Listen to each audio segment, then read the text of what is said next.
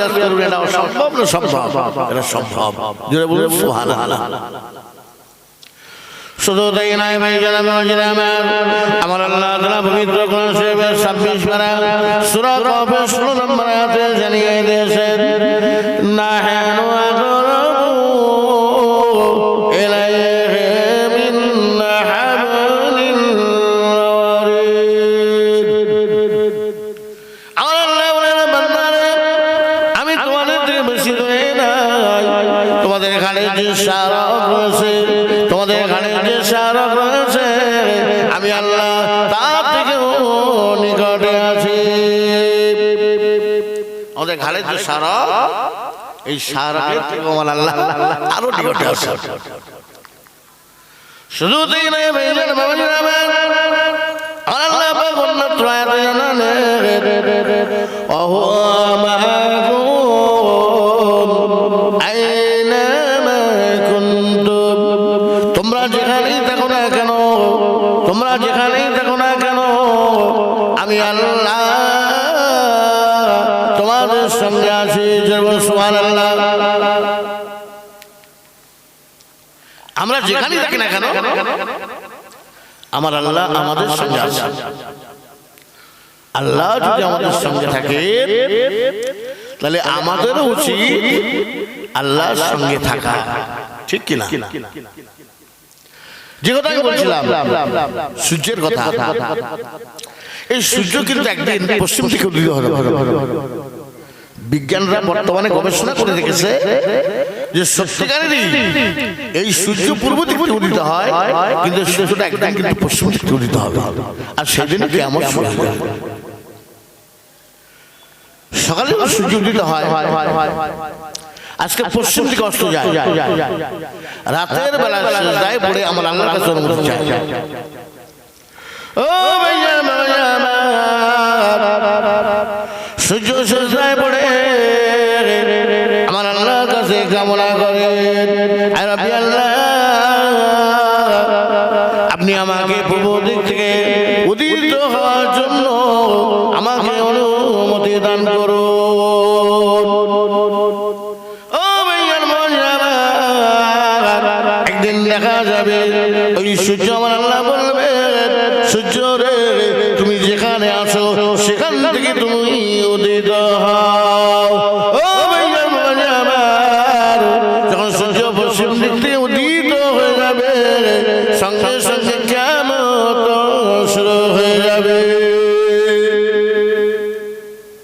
বুঝতে পারছেন? সূর্য সিজদায় পড়ে আমার আল্লাহর কাছে কামনা করে, আল্লাহ আমাকে পূর্ব দিক থেকে উদিত হওয়ার জন্য অনুমতি দান করুন। আল্লাহ অনুমতি দেন পূর্ব দিক থেকে উদিত হয়। কিন্তু যখন কিয়ামত শুরু হবে, সিজদায় পড়ে যখন আমার আল্লাহর কাছে বলবে, আমার আল্লাহ বলবে, যেখানে আছো তুমি সেখান থেকে উদিত হও। কিয়ামত শুরু হবে।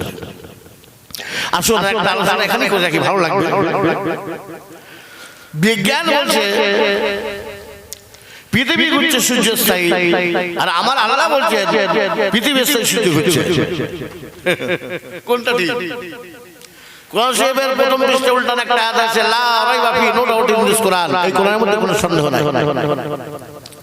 সেই কোরআনের 22 সূরা ইয়াসিন শরীফের 38 নম্বর আয়াতে আল্লাহ পাক জানালেন, ওয়াশ-শামসু তাজরি লিমুস্তাকিরিন লাহা, সূর্য তার নির্দিষ্ট গতিপথে চলছে। এই কোরআনটাকে আমি মিথ্যা বলবো? কোরআনটা আপনি ভুল বলবেন? কারণ বড় ক্ষমতা আছে নাকি? বড় ক্ষমতা নেই। আমার আল্লাহ বললেন সূর্য তার নির্দিষ্ট গতিপথে চলছে। এবং ইংলিশ ট্রান্সলেট, ইংলিশ গ্রামার যারা লিখেছে তারা কিন্তু সেখানে লিখেছে সূর্য পূর্ব দিকে উদিত হয়, the sun rises in the east, আর সেখানে লিখেছে সূর্য পশ্চিম দিকে উদিত হয়, the sunset in the west. তাহলে দেখেন, তাহলে আমার আল্লাহ কোরআনে এসেছে, এই কোরআনের সব সত্য কথা লেখা আছে। সুবহানাল্লাহ। আমি সেই আলোচনায় পরে ফিরে আসবো, কিন্তু এই আলোচনার মধ্যে সূর্যটা ঢুকে গেল, সেই জন্য আমি একটু আলোচনা করে দিলাম। তো আসুন, যে কথা আমি আলোচনা করছিলাম, ইন্নাল্লাহা আলা কুল্লি শাইইন কাদির, নিশ্চয়ই আমার আল্লাহ পাক সর্বশক্তিমান। বিশ্বের বুকে আল্লাহ ছাড়া দ্বিতীয় কোনো ব্যক্তি নাই যাকে আমরা সর্বশক্তিমান বলবো। একমাত্র সর্বশক্তিমান হচ্ছে আমার আল্লাহ। সুবহানাল্লাহ। আর আল্লাহ কি বললেন? ফাযকুরুনি আযকুরুকুম ওয়াশকুরুনি ওয়ালা তাকফুরুন। বান্দা তোমরা আমার জিকির করো, ফিকির করো, আমি আল্লাহ তোমাদের এমন ভাবে উপকার দেব, তোমাদের এমন ভাবে উন্নতি দেব, বান্দা তোমরা সেটা জানো না। বান্দা তোমরা আমার জিকির করো, কিন্তু আমি আল্লাহ তোমাদের জিকির করবো না, কিন্তু এমন ভাবে তোমাদের উন্নতি দেবো, এমন ভাবে তোমাদের সংসারে বরকত দেবো যেটা তোমরা নিজেরাও জানো না। Allah is Almighty, Allah merciful. We obey always Allah's rule. Allah is creator of everything. He loves very much human being. Allah is protector of this world. In His kingdom there is no fault.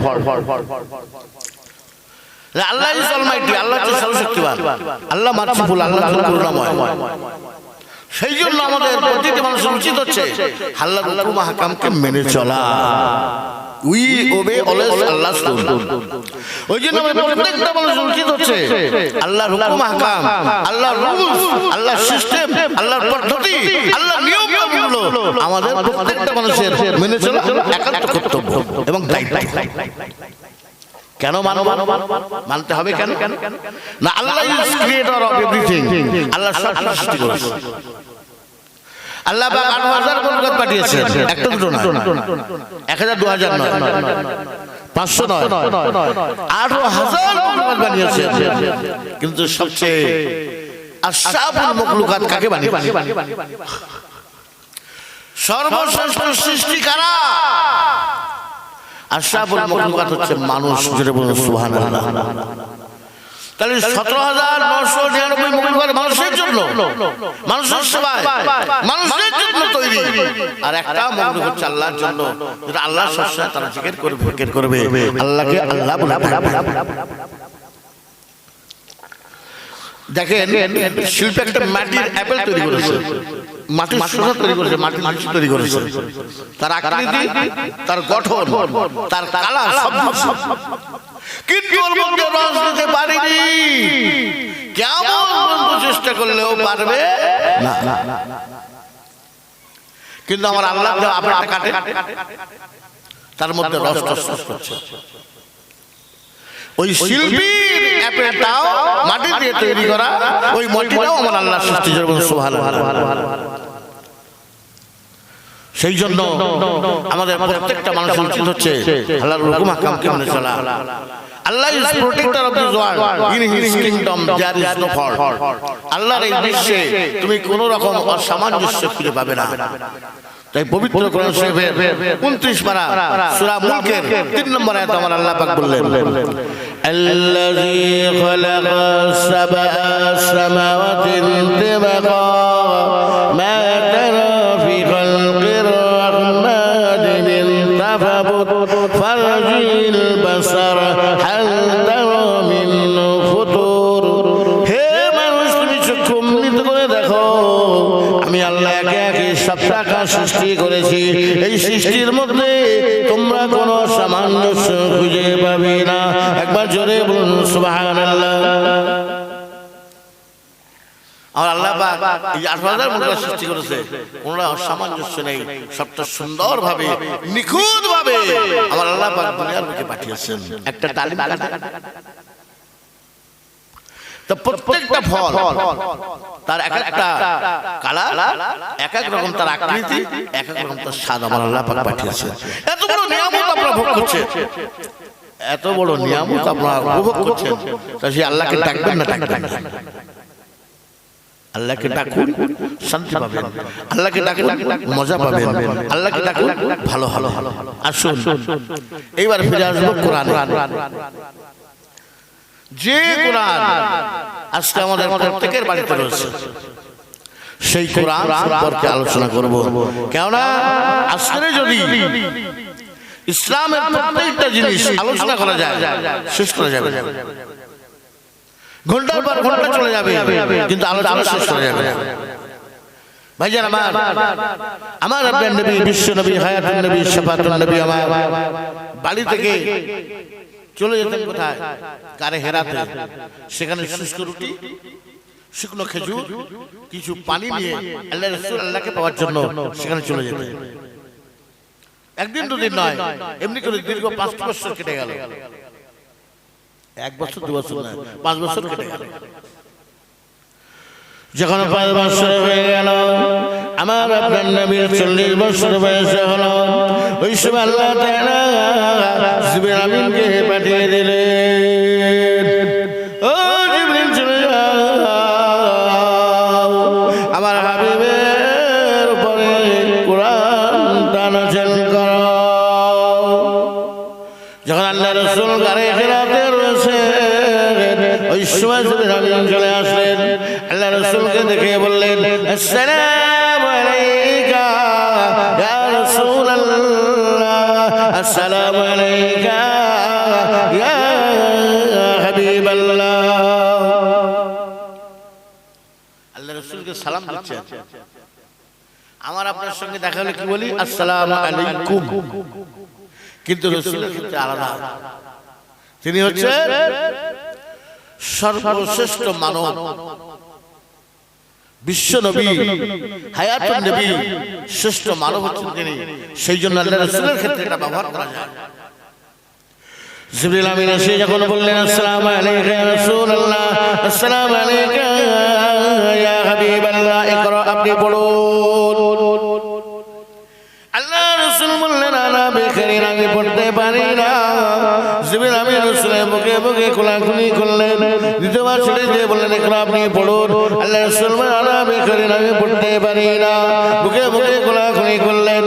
তৃতীয় আবার ছেড়ে দিলেন, আবার বললেন, ইকরা, আপনি পড়ুন। ওই সময় আল্লাহ রাসূলকে বললেন, ইকরা, আপনি পড়ুন।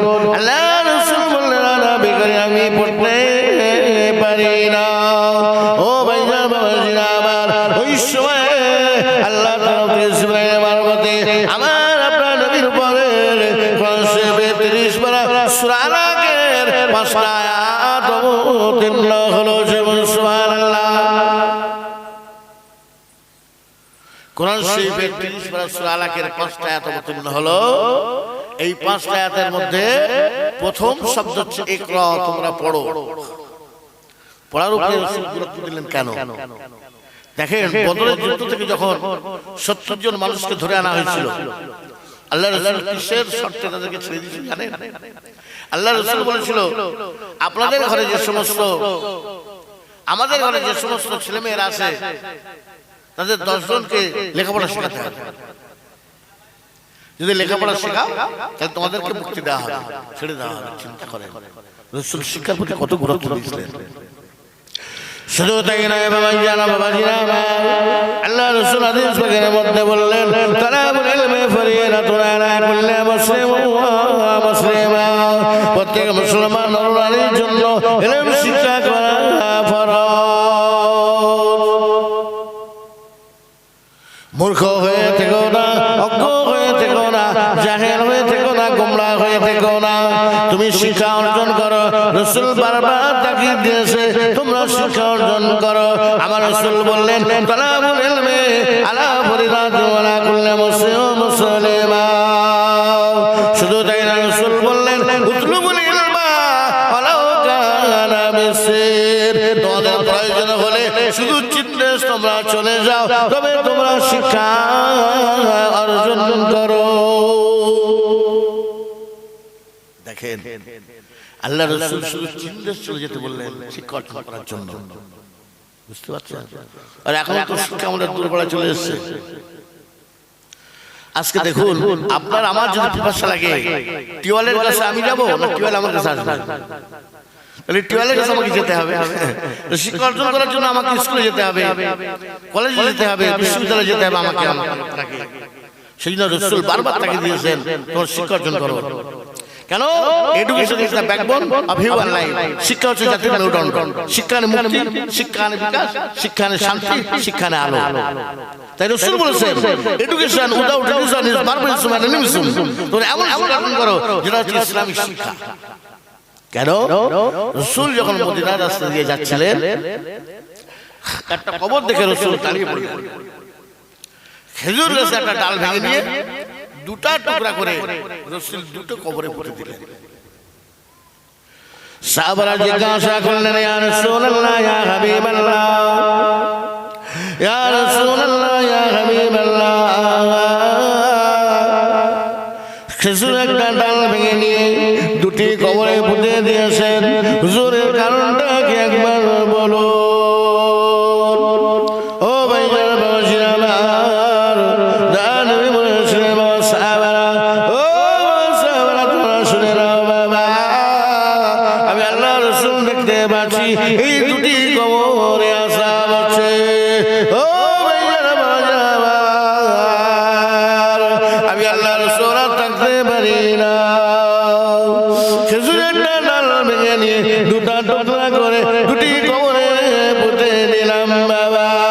ও সাহাবা, যতদিন পর্যন্ত খেজুরের ডাল দুটো কাঁচা থাকবে ততদিন পর্যন্ত এই কবর দুটাতে আযাব হবে না। বুঝতে পারছেন? আল্লাহ রাসূল কি করে বুঝেছিলেন যে কবর দুটাতে আযাব হচ্ছে? কোন যন্ত্র ছিল আল্লাহ রাসূলের কাছে? আমরা বাচ্চাদের পড়াই, কি পড়াই? নামটা পড়াই না? কি বলি? একে চন্দ্র, দুয়ে পক্ষ, তিনে নেত্র, চারি বেদ। সত্য না মিথ্যা? সত্য তো। একে চন্দ্র মানে আকাশে একটা চাঁদ আছে, দুয়ে পক্ষ মানে মাসে দুটো পক্ষ আছে, একটা শুক্ল পক্ষ, একটা কৃষ্ণ পক্ষ, আর তিনে নেত্র মানে তিনটে চোখ। আল্লাহ রাসূলের 3 নম্বর চোখ খোলা ছিল। সেদিন আল্লাহ রাসূল চোখ বন্ধ করলে বিশ্বের কোথায় কি হচ্ছে রাসূল জানতে পারতেন। যে সুবহানাল্লাহ। বুঝতে পারছেন? যে সময় সুফি আব্দুল মুমিন আল্লাহর মুজাদ্দিদ জামান দাদা হুজুর পীর কিবলা রাহমাতুল্লাহ আলাইহি হাতে হাত দিয়ে যখন আজকে ঈমান নিয়ে আসামের জঙ্গলে বসে বসে আল্লাহ আল্লাহ বলে জিকির করছিলেন,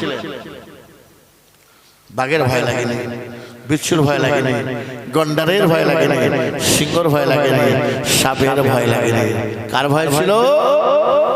তার হৃদয়ে ভয় ছিল আল্লাহ, তার ভয় ছিল হৃদয়ে আল্লাহ রাসূলের, তার হৃদয়ে ভয় ছিল তার পীর মুজাদ্দিদ জামান দাদা হুজুর পীর কিবলা রাহমাতুল্লাহ আলাইহি। জোরে বল সুবহানাল্লাহ। ভাইজান, বাবাজি আমার, মুজাদ্দিদ জামান দাদা হুজুর পীর কিবলা রাহমাতুল্লাহ আলাইহি যখন তার হাতে হাত দিয়ে পবিত্র কালেমা পড়িয়ে দিলেন, সঙ্গে সঙ্গে আসামের আকার জঙ্গলে চলে গেলেন আল্লাহকে পাওয়ার জন্য, পীরকে সন্তুষ্ট করার জন্য। বসে বসে আল্লাহ জিকির করতে লেগেছে। আমার আল্লাহ বলেন, পাগল তুমি সাবধান হয়ে যাও, সতর্ক হয়ে যাও।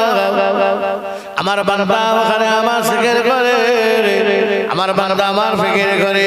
ওরে পাগল, তুমি আমার বান্দাকে খেতে পারবে না।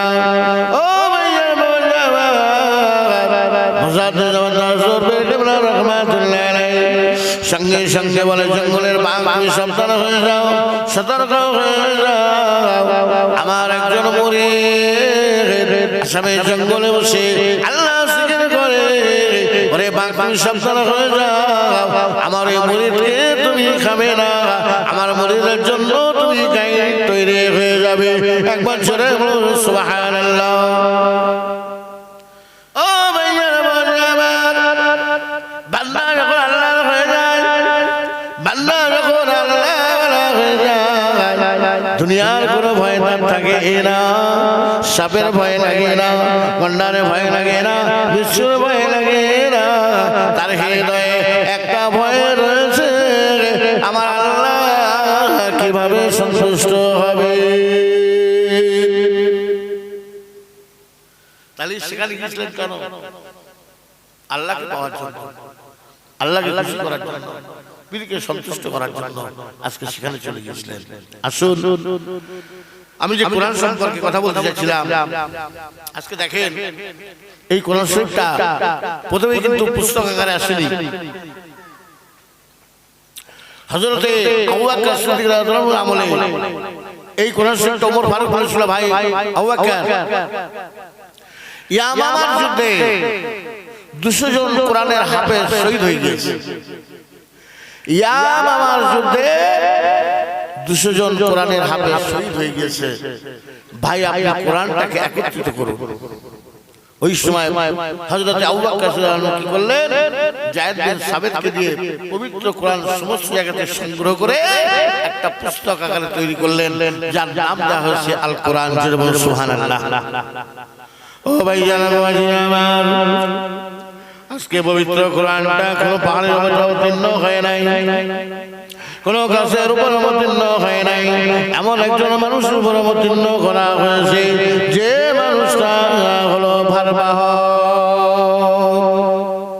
বুঝা বইতে পারে ভারবাহ কেন বলে?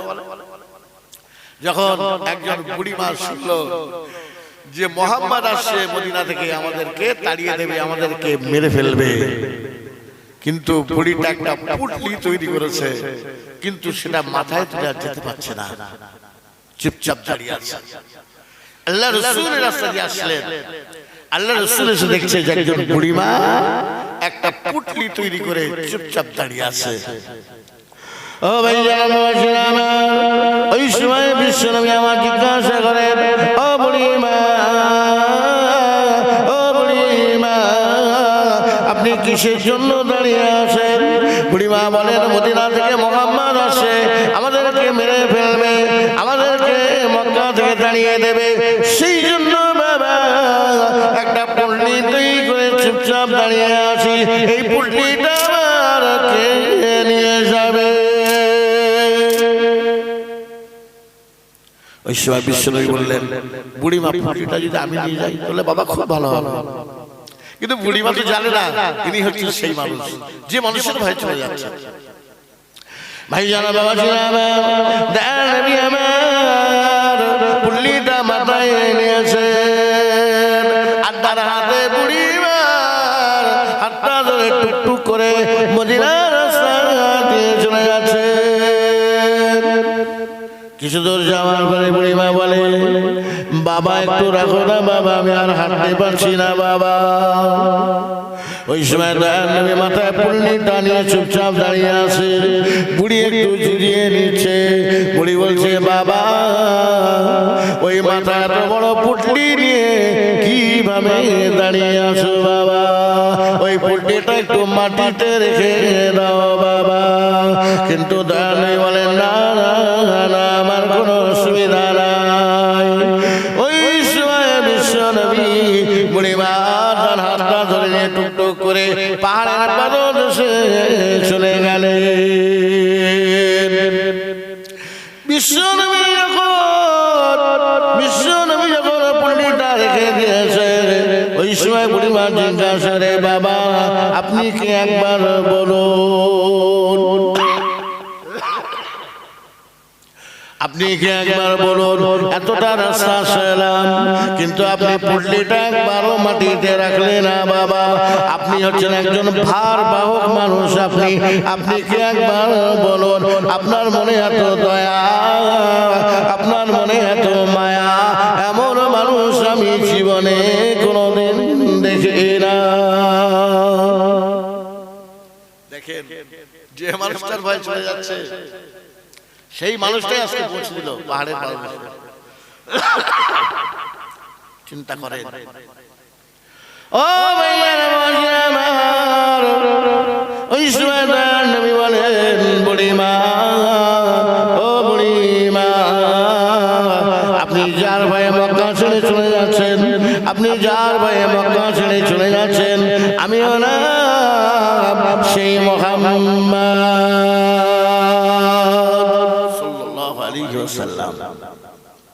বুড়ি অবাক হয়ে গেছে, যে মানুষগুলো আমাকে বললো মুহাম্মদ আসলে আমাকে মেরে ফেলবে, আজকে সেই মানুষটা আমাকে এখানে পৌঁছে দিল। আজকে মানুষ আমাকে ভুল বুঝিয়েছে, ভুল কথা বলেছে। চিন্তা করে দেখেন। সেই জন্য আল্লাহ রাসূল হচ্ছে ভারবাহ। সেই জন্য আল্লাহ পাক কোরআনটা কোনো গাছের উপরে, কোরআনটা কোনো পাহাড়ের উপরে কোনটা কোরআনটা কোন সমুদ্রের উপর অবতীর্ণ করেনি, আমার আল্লাহ পাক অবতীর্ণ করলেন। পবিত্র কোরআন সে 28 পারা সূরা হাসর আল্লাহ পাক জানালেন, লাউ আনজালনা হাযাল কুরআনা আলা সাবালিন লা রাআইতাহু খাশিআম মুতাসাদ্দিয়াম মিন খাশিয়াতিল্লাহ। ও ভাইয়া আমার আল্লাহ বলেন,